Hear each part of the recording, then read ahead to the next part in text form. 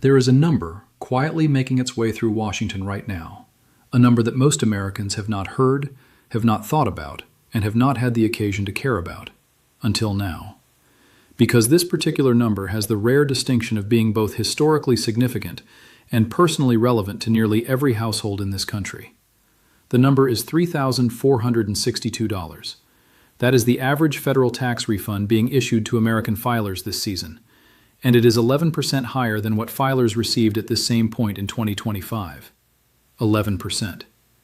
In an era where the price of eggs and the price of gasoline and the price of simply living seem to consume every last dollar a working family earns, 11% more money flowing back from Washington is not a footnote. It is, for tens of millions of Americans, the difference between a car repair and a broken-down driveway, between a dentist visit and a toothache endured in silence. But here is what makes this moment genuinely remarkable, and why you would be making a costly mistake to dismiss it as ordinary tax season noise. This refund surge is not an accident. It is not a rounding error or a bureaucratic anomaly. It is the direct and deliberate consequence of one of the most sweeping rewrites of the American tax code in a generation. The legislation in question, formally titled the One Big Beautiful Bill Act, signed into law on the 4th of July 2025, restructured the financial obligations of working Americans in ways that most people have not yet fully absorbed. The employers who withhold taxes from your paycheck were still operating under the old tables when this law took effect mid-year. The result? Systematic overpayment. And now, Washington is returning that money, at a pace and at a scale that the IRS itself has called extraordinary, with over $241 billion in refunds already issued this filing season, a 15% increase over the same period last year. Now, let us be precise about what is actually happening here, because the distinction matters enormously and it tends to get lost in the rush to celebrate larger numbers. A tax refund is not a gift. It is not generosity from the federal government. It is, at its core, a correction, the return of money you overpaid across the preceding 12 months. You lent it to Washington interest-free, and now Washington is giving it back. That is the mechanical reality. And yet the psychological reality is equally true. For most American families, receiving a lump sum of over $3,000, potentially more depending on your circumstances, functions exactly like an infusion of capital. It pays debts. It restores savings. It funds decisions that have been deferred for months. So the first thing you must understand is that the 2026 filing season, covering your income and obligations for the calendar year 2025, opened on January 26th of this year. The IRS has declared a standard processing window of 21 days for electronically filed returns with direct deposit. If you filed early and chose direct deposit, which is at this point not merely advisable but functionally required, you have either already received your refund or it is imminent. If you have not yet filed, you are leaving money in Washington's possession for each additional day you wait, and there is no rational justification for that arrangement. The deadline, as it has been for decades, is April 15th. Now here is something that has generated genuine confusion, and it deserves a moment of careful attention. Paper checks from the federal government are gone. Not reduced, not phased, not discouraged, eliminated. The Treasury Department formalized this change on October 1st, 2025. If you were expecting a paper refund check to arrive in your mailbox the way your parents or grandparents might have received one, that expectation must be revised immediately. The only mechanism for receiving your federal refund is direct deposit, which means your bank account and routing number must appear correctly on your filed return. The IRS has noted, somewhat dryly, that paper checks are approximately 16 times more likely to be lost in transit than electronic transfers. The math was always against the envelope. There is a deeper story here too, one that goes beyond the mechanics of filing and into the question of what kind of tax code this country has chosen to construct for itself. The One Big Beautiful Bill Act did not simply adjust the standard numbers upward for inflation, as Congress routinely does each year. It introduced entirely new categories of relief, carved new deductions from whole cloth, and restructured the financial landscape in ways that create winners and losers with unusual clarity. The standard deduction for 2025 has been raised to $15,750 for single filers, $31,500 for married couples filing jointly, and $23,625 for heads of household. These are not trivial increases. For a single filer earning $45,000, a standard deduction of $15,750 means that more than a third of gross income is shielded from federal taxation before a single credit is applied. And if that were the entirety of it, the higher standard deduction, the elevated refund averages, the elimination of paper checks, the story would be substantial but not extraordinary. The story becomes extraordinary when you understand the specific provisions that have been layered on top. Provisions that target, with unusual precision, categories of Americans who have historically been among the most economically vulnerable. Workers who earn tips, workers who earn overtime, parents raising children, and, perhaps most significantly given the arithmetic of our aging population, Americans who are 65 years of age or older. Each of these groups stands to benefit from this legislation in ways that deserve not a passing mention, but a careful and sustained examination. And that examination begins in earnest in what follows. If you have a family member, a neighbor, a parent, a friend, someone who files a tax return and has not yet heard what is about to be explained, the most useful thing you can do right now is make sure they hear it. Not because the information is complicated, but because the difference between knowing and not knowing in this particular filing season is measured in hundreds and potentially thousands of dollars. Do yourself and the people you care about a favor. Stay with this until the end. What follows is not general. It is specific, it is documented, and it is almost certainly relevant to your life in a way that will surprise you. Let us begin with the children, because the child tax credit is among the most politically durable provisions in the American tax code, and it has just been made more generous. Under the One Big Beautiful Bill Act, the maximum child tax credit for the 2025 tax year has been increased from $2,000 to $2,200 per qualifying child under the age of 17. Beginning in 2026, that credit will adjust annually for inflation, which means it will no longer erode in real value with each passing year, the way it has periodically done in the past. The maximum refundable portion of that credit, the portion that can be returned to you even if your federal tax liability falls below the full credit amount, has been set at $1,700 for 2025. That is the money that flows to families who owe relatively little in federal taxes, but who are raising children, doing the unglamorous and economically essential work of producing the next generation of American taxpayers.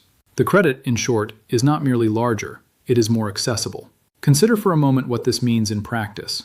A household with 3 children who would have claimed $6,000 in child tax credits under the old law can now claim $6,600. That additional $600 does not arrive with fanfare or a press conference. It arrives quietly, as an adjustment to the bottom line of a tax return. But $600 is a month of groceries for many American families. It is a car payment. It is the kind of sum that, in the aggregate, redistributes billions of dollars from the federal treasury back into the economies of communities that have been quietly hemorrhaging purchasing power for years. And yet, for all the significance of the expanded child tax credit, it is not the provision generating the most confusion, the most misinformation, or the most urgent need for careful explanation in this filing season. That distinction belongs, without contest, to the new senior deduction. And it is here, in the precise gap between what was promised and what was delivered, between the language of political campaigns and the language of the tax code, that a great many Americans have been left genuinely uncertain about what they are entitled to and why. Here is the historical context, because context is not optional, it is essential to understanding what has happened. For years, the political argument that the taxation of Social Security benefits constituted a fundamental injustice had been gaining momentum. The argument went roughly as follows. Workers paid into Social Security throughout their careers from wages that had already been taxed. To then tax the benefits received in retirement was, in this view, a form of double taxation, the government extracting a toll at both ends of the same road. The political appeal of this argument was genuine, and it found its most prominent champion in a president who made eliminating taxes on Social Security a cornerstone of his economic messaging. The legislative result, however, was not a direct elimination of Social Security taxes. It could not be. The budget reconciliation process through which this legislation was passed carries with it a set of procedural constraints, known collectively as the Byrd Rule, that prohibit direct alterations to Social Security through reconciliation. The administration's solution was to work around those constraints by creating an entirely new deduction, one structured to deliver meaningful financial relief to seniors without technically modifying Social Security itself. The result is the $6,000 senior deduction, available to every American who was 65 years of age or older for at least one day of the 2025 calendar year. One day. That means if your 65th birthday fell on December 31st, 2025, you qualify. The deduction applies for each eligible person, meaning married couples where both spouses are 65 or older can claim $12,000 combined. This is in addition to the regular higher standard deduction that seniors already received under existing law. Now here is where the income limits arrive, and they matter. The full $6,000 deduction is available to individuals with a modified adjusted gross income below $75,000. For married couples filing jointly, the threshold is $150,000. Above those figures, the deduction begins to phase out, gradually, not abruptly, meaning that even taxpayers modestly above those thresholds may retain a partial deduction rather than losing it entirely. The IRS has confirmed these parameters, and the TurboTax and H&R Block guidance published for the 2026 filing season reflects exactly these numbers. But there is a distinction that must be stated with absolute clarity, because its misunderstanding has generated more unnecessary anguish and more unfounded anticipation than perhaps any other provision in recent tax history. This senior deduction is not a check. It is not a direct payment.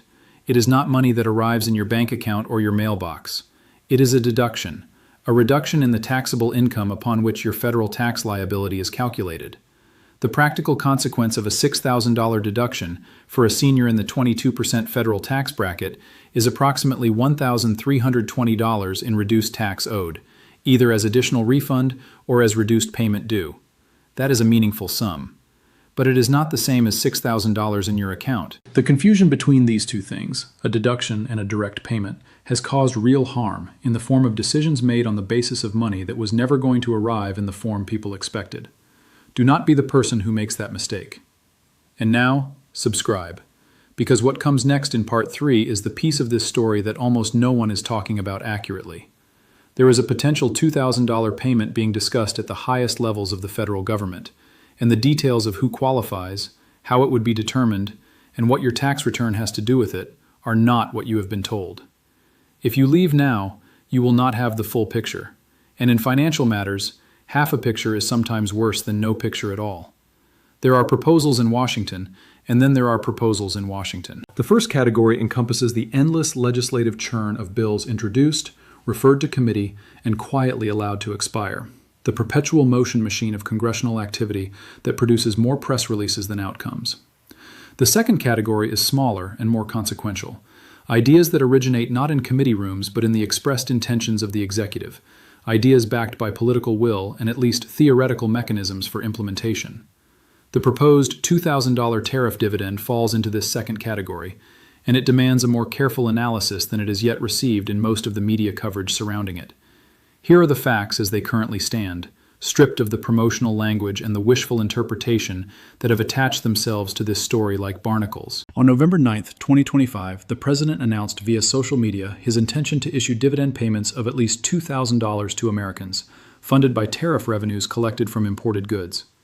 The stated beneficiaries were described as middle-income and lower-income Americans, with high-income earners explicitly excluded, though no specific income threshold was defined in that initial announcement.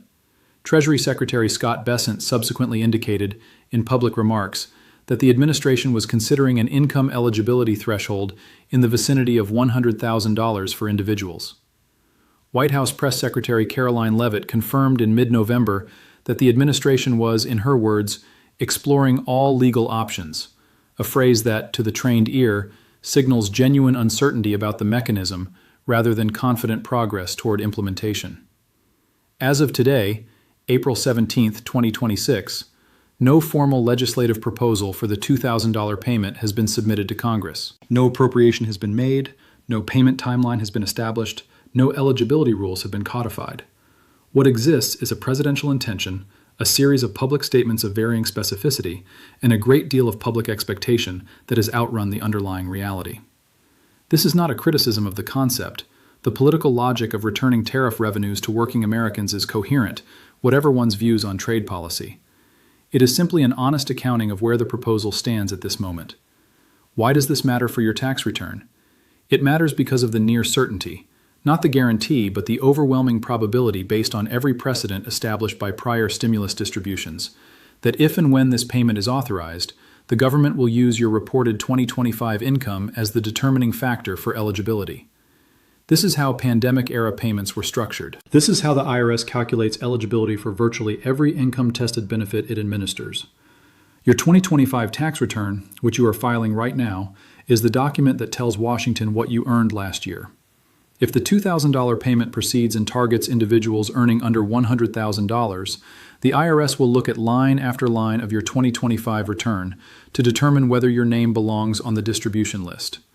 The people who filed early, who submitted their 2025 returns in January or February of this year, have already established that record. Their income is on file. The people who have not yet filed are operating with a gap in their federal data footprint that could, in a worst-case scenario, complicate or delay any payment that is eventually authorized. This is not fear-mongering. It is the mundane administrative reality of how the federal government distributes income-tested benefits. File your return. Establish your record. Do not give the machinery a reason to hesitate on your behalf. There is also an important nuance here for Americans who do not file tax returns, typically because their income falls below the threshold at which filing is legally required. These are often the very Americans who would most benefit from a $2,000 payment: seniors living on Social Security alone, individuals whose income comes entirely from non-taxable sources. The encouraging truth is that the IRS is not dependent exclusively on filed returns to know what Americans earn. Employers report wages. Financial institutions report interest and dividends. The Social Security Administration reports benefit payments. The federal government has, in aggregate, a reasonably complete picture of most Americans' income, regardless of whether they personally submitted a 1040. For non-filers with low income, that reality actually works in their favor. Their income profile, already visible to the IRS through third-party reporting, likely places them squarely within any eligibility threshold being discussed. And yet, and this is not a small caveat, filing a return when you are eligible for credits and deductions you may not have claimed is still worth a conversation with a qualified tax professional. The senior deduction available under the One Big Beautiful Bill Act, the expanded child tax credit, the deductions for tip income and overtime income that the legislation created, up to $25,000 for tips per filer, and up to $12,500 per person for overtime income, each with phase-out thresholds above $150,000 for single filers. These provisions exist on paper. They become money only when someone fills out a return and claims them. Money left unclaimed in the tax code is money that Washington keeps with your implicit permission. What this filing season ultimately represents, beneath the noise of politics, beneath the confusion about deductions versus checks, beneath the genuine uncertainty about the $2,000 payment, is something that the American tax system rarely offers so plainly: a convergence of multiple simultaneous opportunities for financial recovery. The average refund is up 11% year over year, with the IRS having already issued more than $241 billion back to filers.